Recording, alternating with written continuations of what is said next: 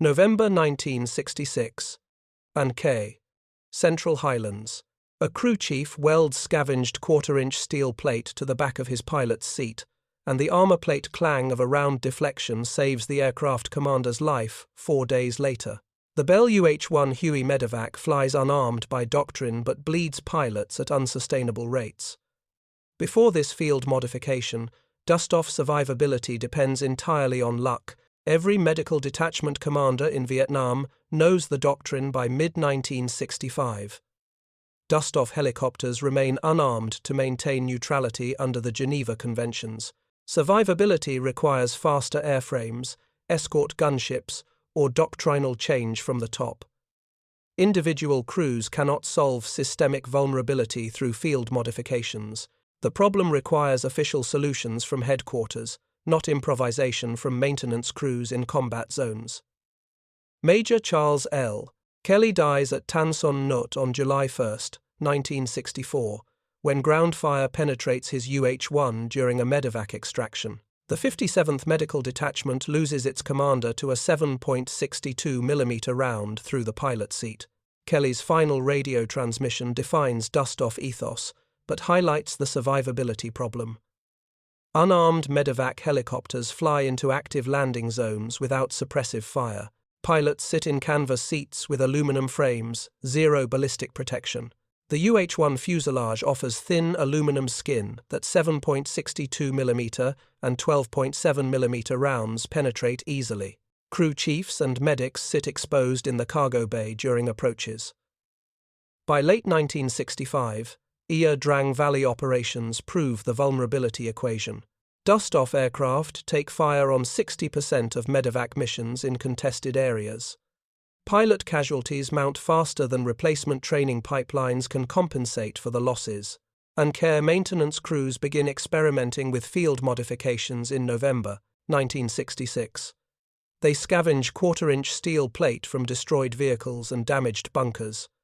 The steel gets cut to fit behind pilot and co-pilot seats 2 positions per aircraft.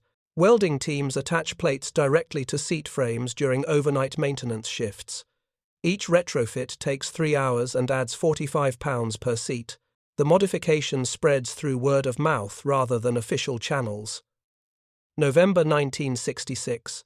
An Khe, 1st Cavalry Division area of operations. A crew chief welds the first documented seat armor plate on November 4, 1966. His pilot flies into a hot landing zone near the Drang corridor on November 8, 1966. A 7.62mm round strikes the pilot's seat back at 400 feet during final approach. The steel plate deflects the round it embeds in the plate instead of penetrating the pilot's spine. The aircraft returns to An Khe with the deformed bullet still lodged in the armor. The crew chief displays the plate and bullet to other maintenance crews that evening. Within 2 weeks, 8 additional UH-1s in the 15th Medical Battalion receive seat armor modifications. The modification requires no official approval because it uses salvaged materials and off-duty labor. Maintenance logs show the retrofits as crew comfort improvements rather than armor installations to avoid scrutiny. Pilots begin requesting specific aircraft with armor plates for high-threat missions in December 1966. The 498th Medical Company adopts the modification across its entire fleet by January 1967. Each aircraft receives armor cut from destroyed M113 armored personnel carriers and damaged bunker plates. Installation becomes a badge of honor among maintenance crews who compete to produce the cleanest welds and best fit. We pulled plate off a destroyed APC. If it stops a B-40 rocket fragment, it stops. Rifle rounds through a seat, explains a crew chief from the 498th Medical Company in January 1967. The first statistical analysis appears in March 1967, when the 1st Cavalry Division surgeon compares casualty rates between armored and unarmored aircraft. Aircraft with seat armor show 40% fewer pilot wounds from rear-quarter ground fire compared to unarmored helicopters. The data spreads informally through medical unit networks across 2nd Corps. Units in Pleiku and Quy Nhon request similar modifications by April 1967. Squadron commanders quietly endorse the practice without making it official policy. Not an official program, but a survival adaptation crews modify what doctrine ignores. February 1968, Hue and Fubai during Tet Offensive.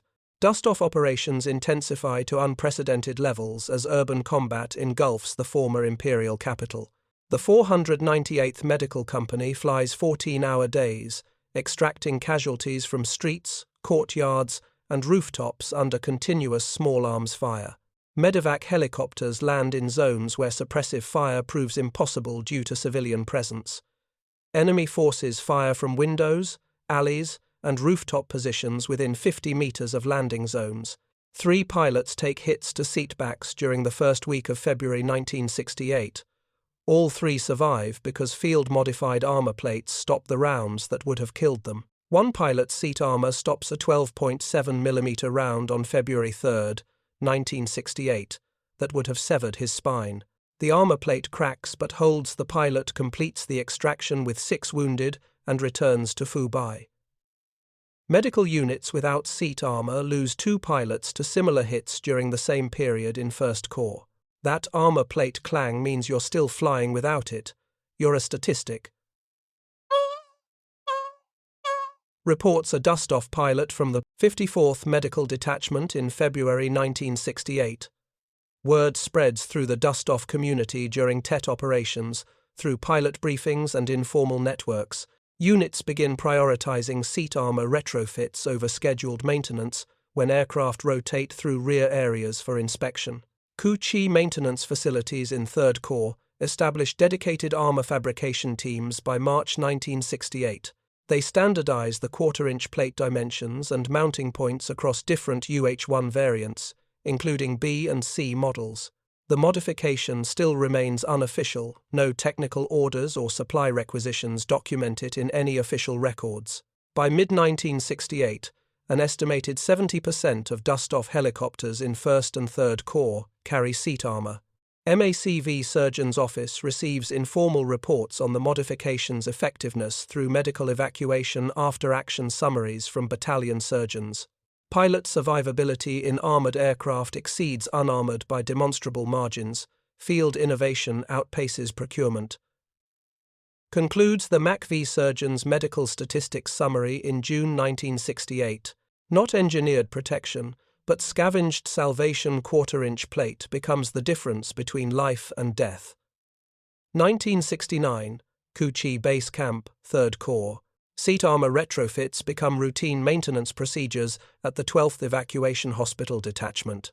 The maintenance section processes 6 aircraft per week through standardized armor installation using established procedures. Each helicopter receives plates cut from salvaged M48 tank hulls and engineer bulldozer blades with acetylene torches. Maintenance NCOs develop improved mounting systems using aircraft-grade bolts instead of welds for easier removal and reinstallation. The new method allows armor removal for weight-critical missions, but keeps installations semi-permanent for standard combat operations. Crew chiefs personalize plates with unit insignia and mission tallies painted on the steel surface in bright colors. Some plates show multiple impact marks from deflected rounds, proof of concept written in deformed metal that every crew can see. Supply sergeants establish informal trade networks for quality steel plate with armor battalions across 3rd Corps using beer and cigarettes. One maintenance logbook entry from August 1969 documents the process precisely in handwritten notes. Installed pilot divided by co-pilot seat armor plates.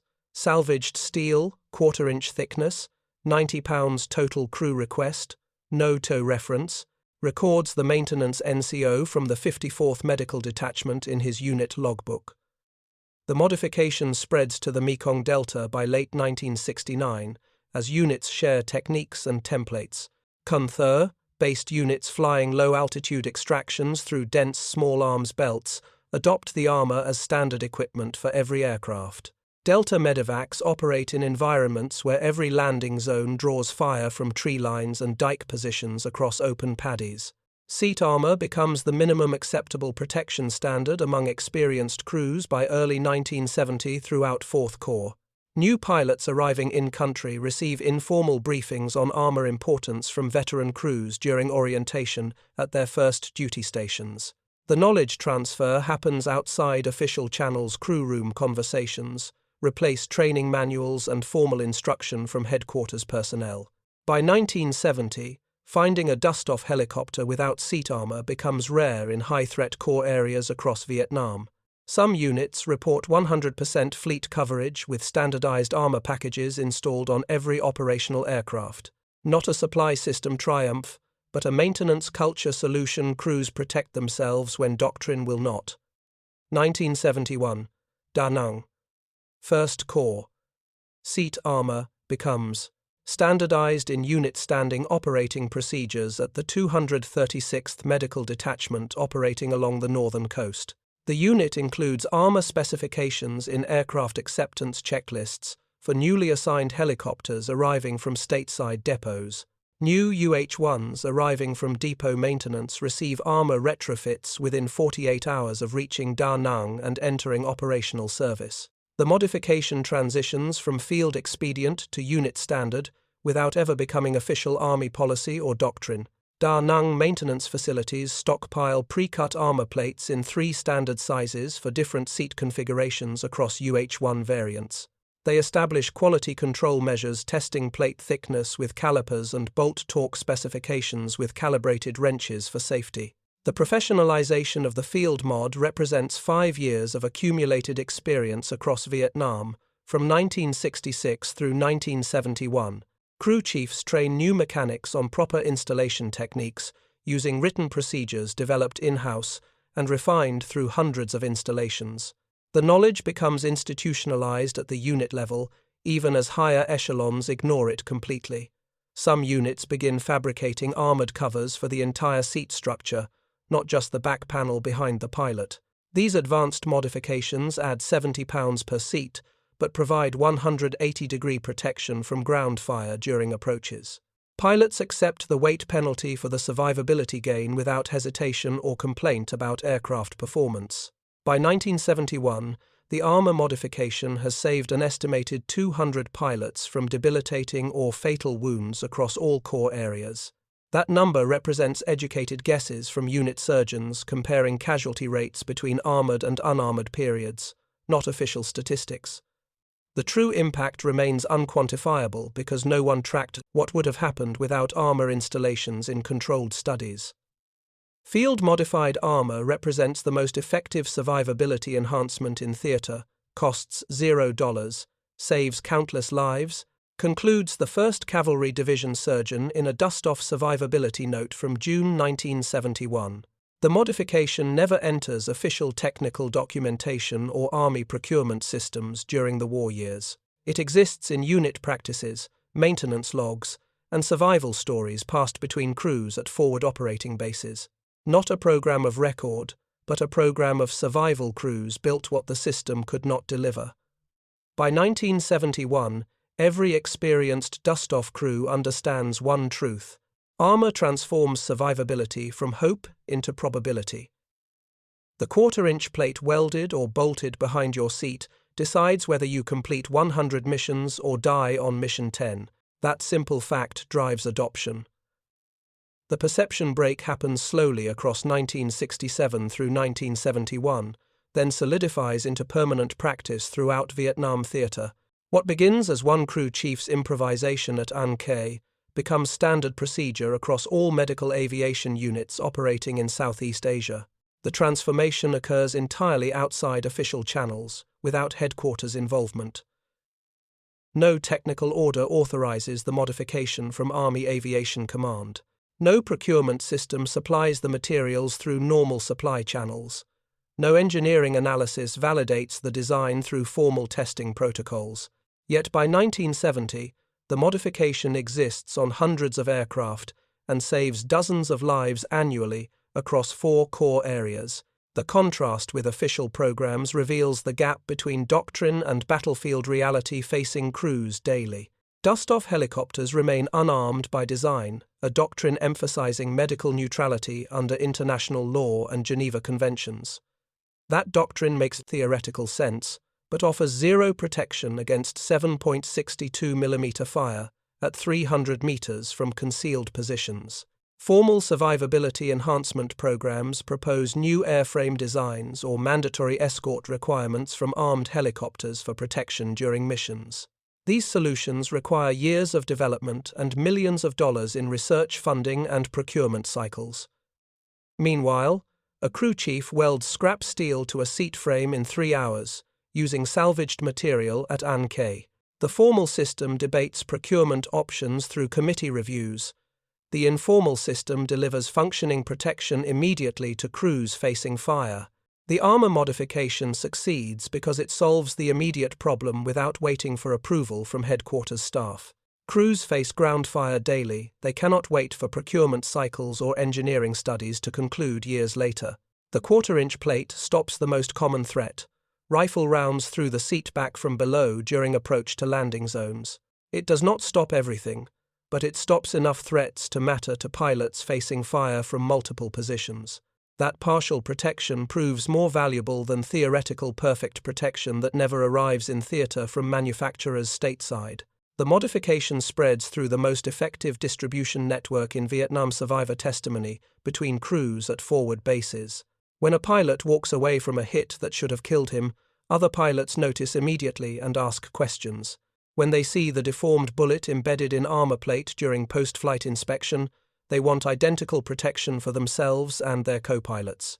The modification's effectiveness becomes self-evident through accumulated examples rather than statistical analysis from headquarters researchers conducting formal studies. By 1970, finding a Dustoff helicopter without seat armor in high-threat areas becomes thus impossible across 1st and 3rd Corps. The adoption reaches near universal status, without a single official directive from higher headquarters or command authority above division level. Unit commanders tacitly approve by not interfering with the modifications during inspections from visiting officers and safety boards. Maintenance officers support the effort by providing time and workspace for installations during maintenance windows between missions. Supply sergeants facilitate by scrounging materials through informal trade networks with other units needing different supplies. The system works because everyone understands the stakes. Pilot survival means mission completion and wounded soldiers reaching hospitals alive. Helicopter pilots evacuate 400,000 patients during the Vietnam War through 1973 in medevac operations across all 4 corps. Those missions require flying into landing zones that ground forces often cannot secure before casualties require extraction under fire. The unarmed doctrine makes every approach a calculated risk for crews flying without weapons for self-defense. Seat armor tilts the odds slightly but significantly in the crew's favor during these approaches under enemy fire. The 40% reduction in pilot wounds from rear quarter fire translates directly to mission completion rates across units in all corps. Aircraft with wounded pilots abort missions, aircraft with protected pilots complete evacuations, and return for additional sorties throughout the day and night. The downstream effect multiplies exponentially. One pilot flying 100 missions evacuates more total casualties than 5 pilots, flying 20 missions each before injury forces rotation home or medical evacuation to Japan. Stateside hospitals.